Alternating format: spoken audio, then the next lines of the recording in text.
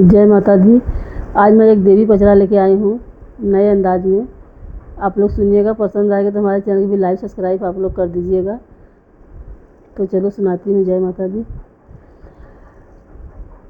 कैसे तोहर करी सुमिरी नवाय जननी, सपने में दे तू बताई हो माँ।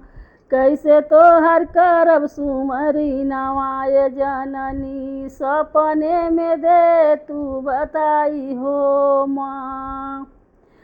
गेहूँ आका बलिया मैया सुगना जुठरन, कैसे तोहें रोटवा चढ़ैबै हो माँ। गेहूँ आका बलिया मैया सुगना जुठरन, कैसे तोहें रोटवा चढ़ैबै हो माँ। गंगा जी का पनिया मैया मछरी जुठरनी, कैसे तोहर पाँव पखारी हो माँ। गंगा जी का पनिया मैया मछरी जुठरनी, कैसे तोहें पाँव पखारी हो माँ। कैसे तोहर करी सुमिरी नवाय जननी, सपने में दे तू बताई हो माँ। कैसे तोहर करी सुमरी नवाय जननी, सपने में दे तू बताई हो माँ।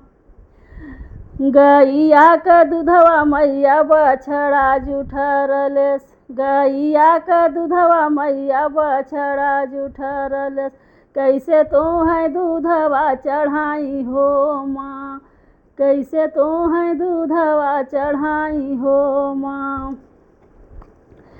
भेलिया और चिनिया मैया चुटिया जुठरनी, कैसे अगिवरिया कराई हो माँ।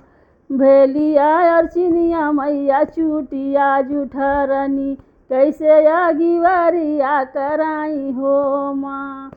कैसे तोहर करी सुमरी नवाय जननी, सपने में देह बतलाई हो माँ। जय माता रानी।